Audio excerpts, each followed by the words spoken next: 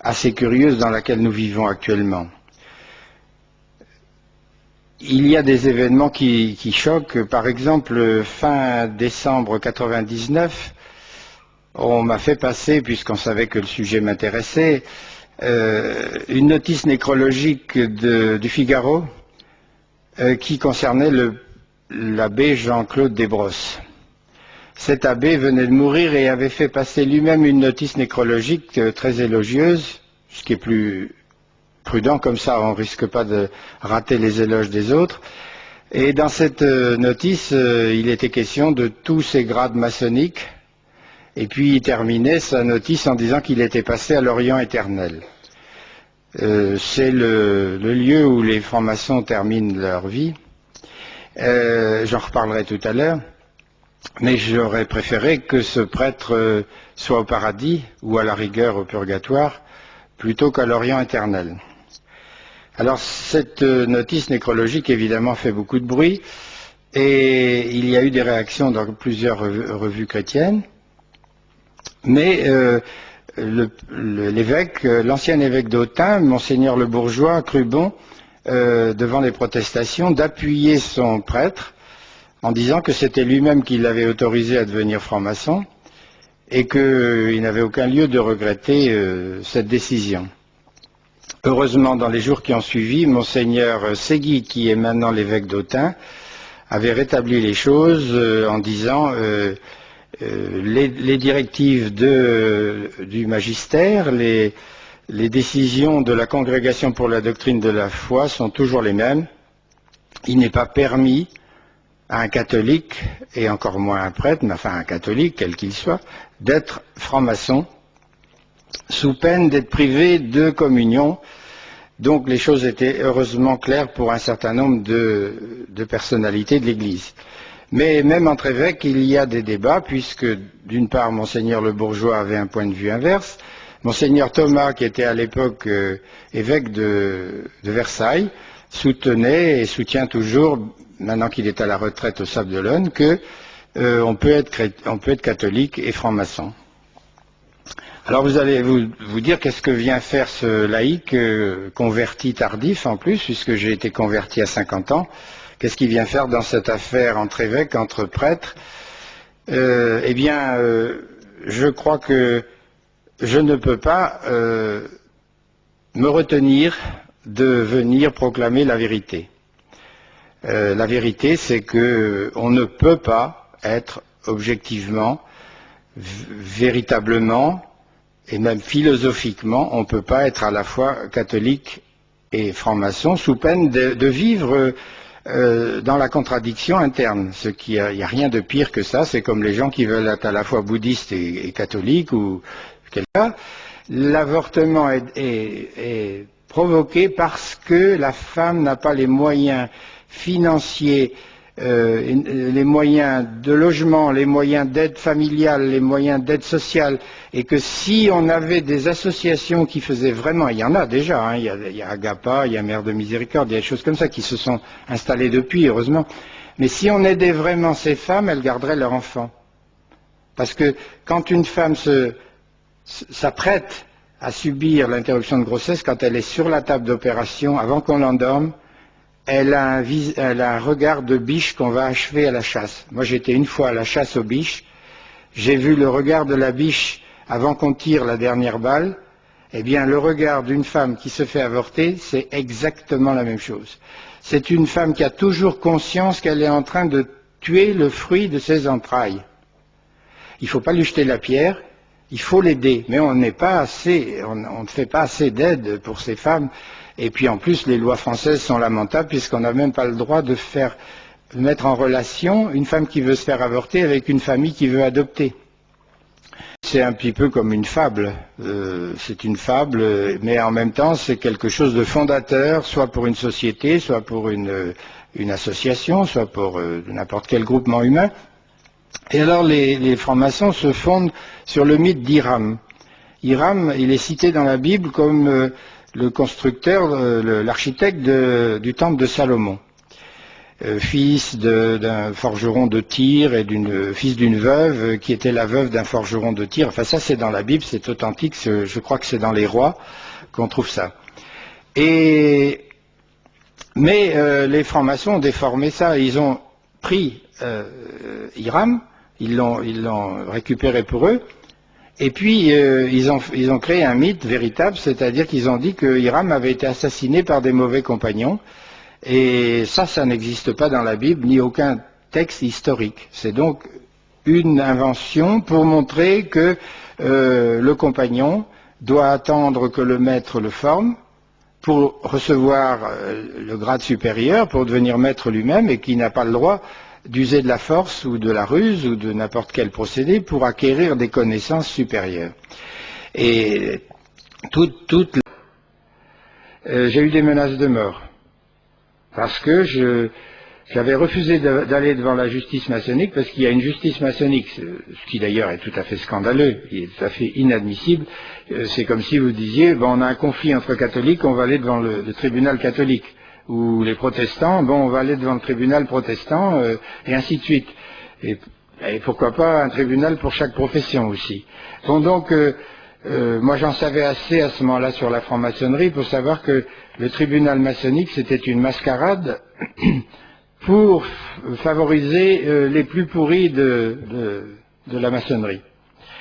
Donc lorsque j'ai vu qu'on me mettait au placard, j'ai été au prud'homme.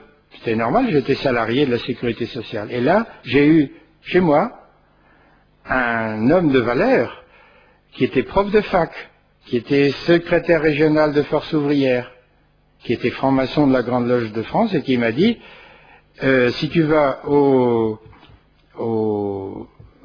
prud'homme, méfie-toi qu'il ne t'arrive la même chose qu'à Lucé à Marseille. Lucé, c'est un directeur de caisse de sécurité sociale qui s'est suicidé de 2 balles dans la tête, dans la nuque.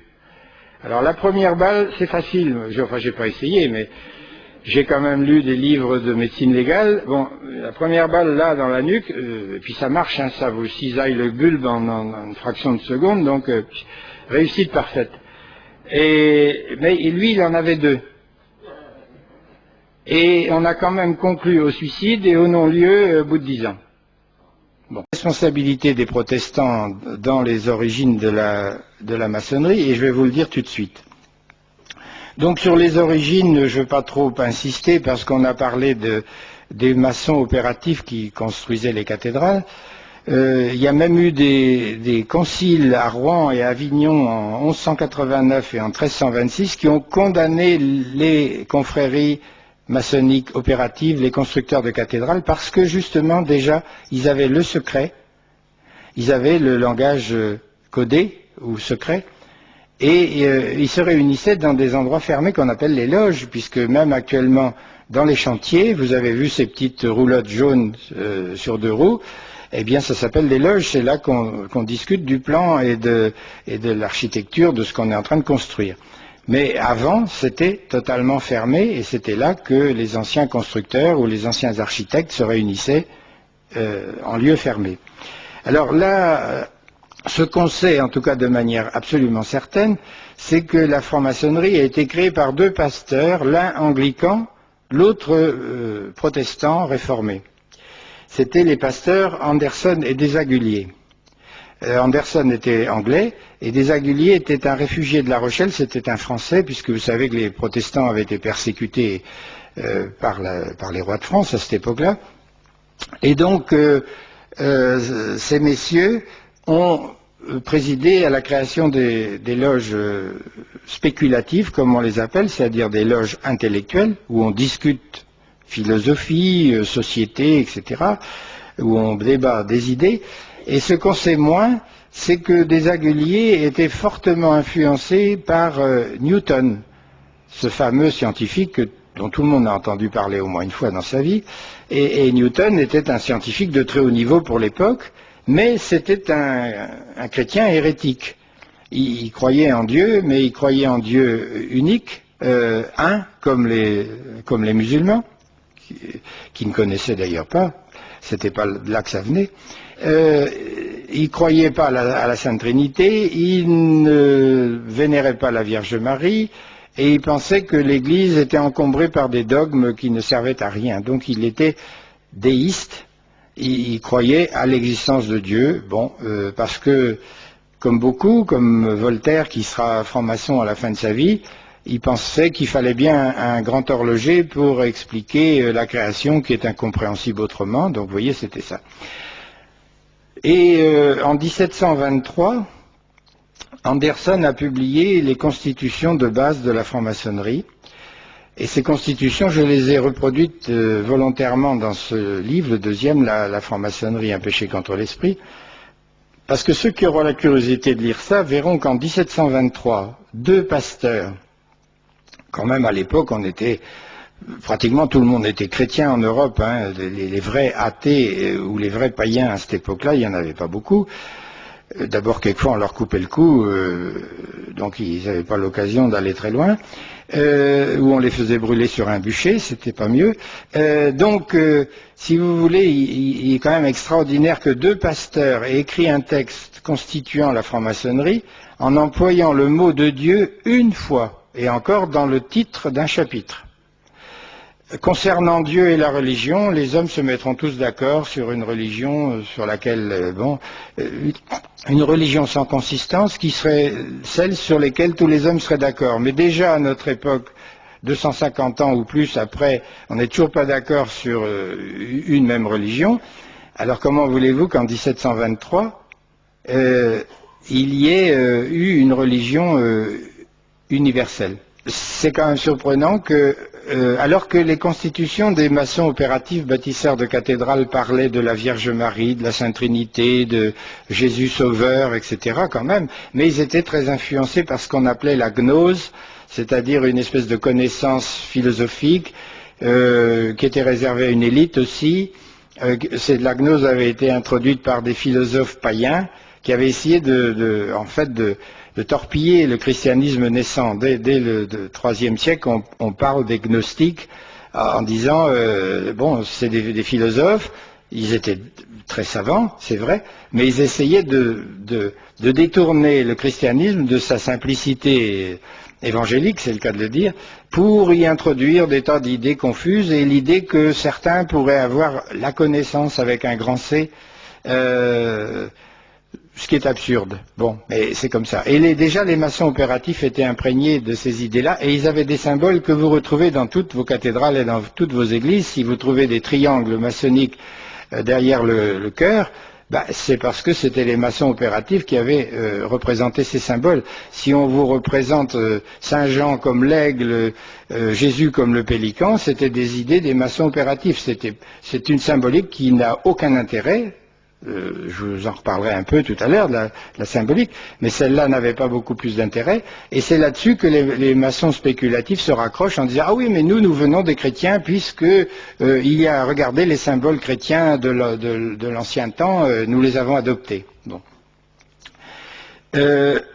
En tout cas, il y a une chose certaine, c'est qu'en France, en Angleterre, ça faisait pas de doute, tous les premiers maçons étaient évidemment pas favorables à l'Église catholique, puisqu'ils étaient anglicans ou protestants, et puis ils n'étaient pas non plus du tout favorables aux prêtres de Rome, à l'évêque de Rome, donc il y avait une hostilité vis-à-vis de Rome.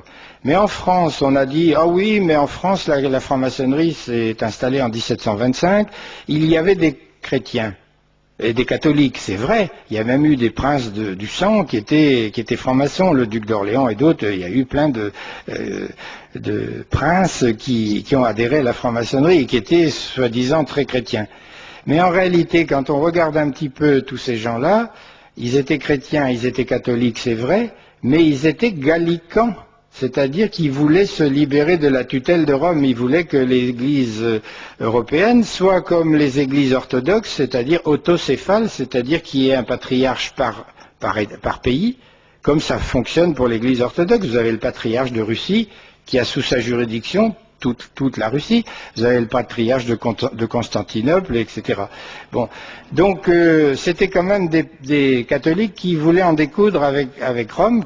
Bon, c'est vrai que Rome abusait un peu de son pouvoir temporel à cette époque-là, mais il n'empêche que c'était des catholiques désobéissants.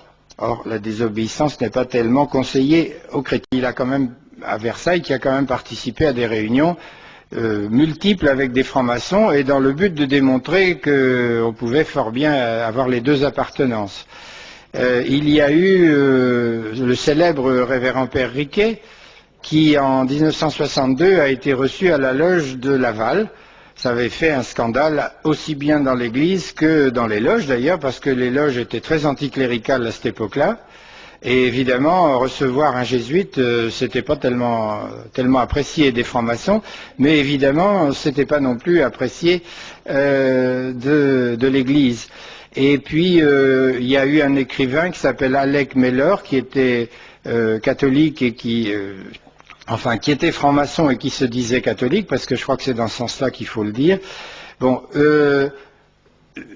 En fait, il est très difficile de savoir si un prêtre ou un évêque ou n'importe qui appartient à la maçonnerie, parce que c'est très cloisonné.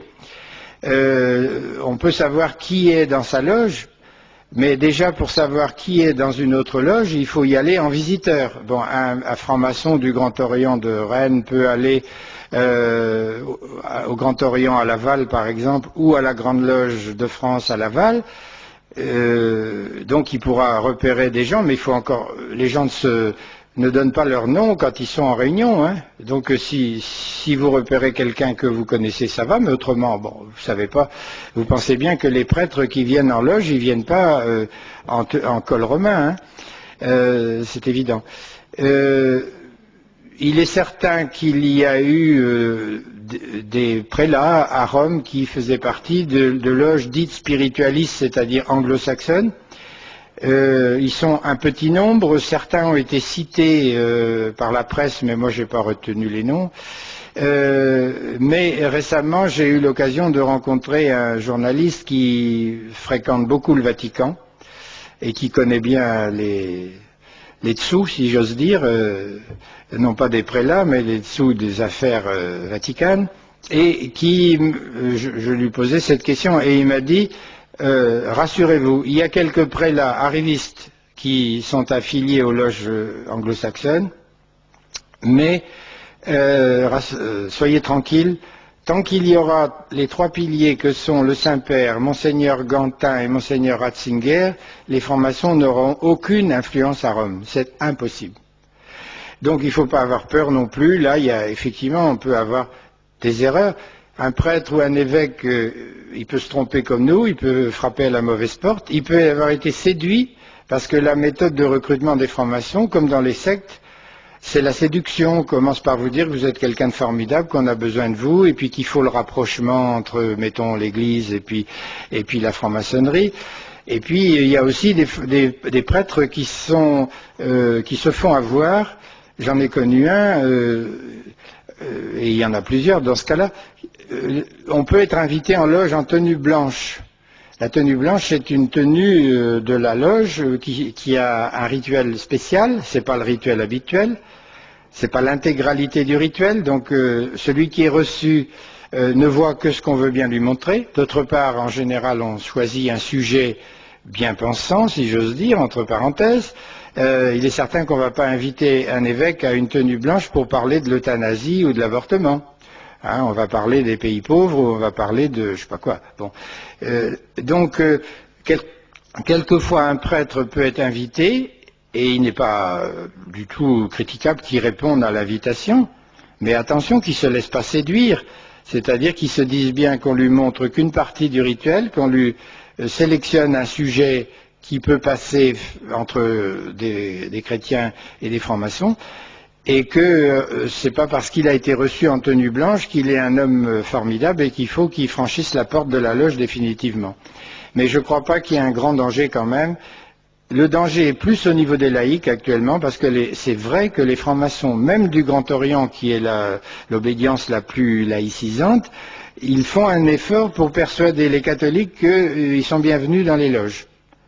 Il y a un effort de séduction indiscutable vis-à-vis des chrétiens. Évidemment, ça fera des mauvais chrétiens, ce qui fera plaisir aux francs-maçons, parce que dès l'instant où vous passez l'initiation, moi j'ai admis des catholiques en loge, Mais on les a admis que dans la mesure où ils ont dit qu'ils voulaient bien remettre en question les dogmes de l'Église catholique.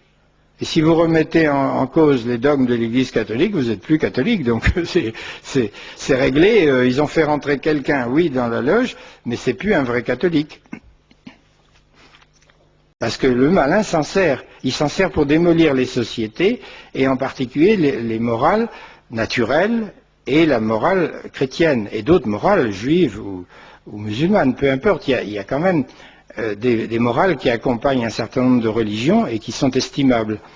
Mais la volonté, d'après ce que je vous ai lu, c'est de dire qu'il n'y a pas de morale fixe, la morale évolue, et si vous lisez la face cachée de l'ONU de Monseigneur Schwanz, qui doit être là-bas sur la table, vous verrez qu'à l'ONU, on en est au même stade, parce que c'est infesté de maçons, ou de maçons juifs comme le B'nai B'rith, ou de la Trilatérale, ou de Bilberger, ou tous ces gens-là qui sont des associations secrètes internationales qui fonctionnent exactement comme la maçonnerie, et dans laquelle d'ailleurs on retrouve des maçons célèbres, Jean Fabius, qui est à la fois franc-maçon, trilatéral, Bilberger, etc. Enfin, c'est des gens qui sont partout et qui manipulent le monde, pas seulement la France, mais le monde entier.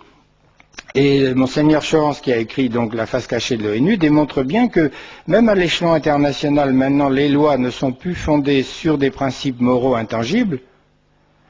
Par exemple, tu ne tueras point. Bon, c'est une base de toutes les sociétés, même primitives. Le crime est interdit dans les sociétés les plus primitives. Si on a le droit d'aller tuer les gens de la tribu d'à côté, mais à l'intérieur de la tribu, c'est interdit. C'est fondateur de la société. Mais dès l'instant où on nous dira qu'on a le droit de tuer son voisin, eh bien, il n'y aura plus de société, c'est évident. Ça sera l'anarchie. Or, on y va. Et Monseigneur Schwanz démontre très bien, et je suis d'accord avec lui, puisque je vois ce qui se passe en France, c'est que les lois ne sont plus fondées sur la morale, par exemple, tu ne tueras point, mais sur le consensus, comme on dit. On aime bien employer des mots savants, le consensus, c'est-à-dire tout le monde, où la majorité serait d'accord, par exemple, pour dépénaliser les drogues, eh bien, allons-y, dépénalisons les drogues. Mais est-ce qu'on donne une information réelle sur les dangers des drogues? Pas du tout. Ceux qui manipulent l'opinion se gardent bien de dire où on va. Est-ce que vous entendez beaucoup de gens, si ça vient un petit peu en ce moment, il n'y a pas beaucoup de gens qui ont le courage de dire les dangers de l'islam. En ce qui concerne récemment, il y a eu Monseigneur Brincard aussi, l'évêque de Puy-en-Velay, qui a fait une interview sur une radio, qui a été reproduite sur Internet et que j'ai trouvé sur Internet. Il est clair et net, c'est le cas de le dire, Internet. Il est très clair en disant on ne peut pas être catholique et franc-maçon. Donc il y a quand même un certain nombre de nos évêques qui prennent position. Mais je sais que par exemple à Quimper, il est très difficile d'ailleurs, mon deuxième bouquin sur la franc-maçonnerie, que j'avais envoyé à Monseigneur Guillon, il a répondu, mais d'une manière très sèche. Manifestement, ça n'avait pas déclenché d'enthousiasme chez lui que je démontre ou que j'essaye de démontrer qu'on ne pouvait pas être chrétien et franc-maçon. Et je sais par des amis des groupes de prière du Finistère que l'entourage de l'évêque est noyauté par des francs-maçons, des laïcs francs-maçons. Il y a quelques prêtres, j'en ai eu des preuves, j'en ai pas rencontré personnellement, mais j'ai eu des preuves, et surtout depuis que j'ai écrit le deuxième livre en particulier, non le premier, j'ai eu des témoignages, ceux qui liront le second verront qu'il y a un vénérable du Grand Orient qui m'écrit, qui n'est pas toujours content après moi bien entendu, et qui cite un ami prêtre de la région de Normandie et qui est également vénérable de sa loge. Il est non seulement prêtre mais vénérable de la loge. Bon, comme je vous l'ai dit, ça me paraît incompréhensible.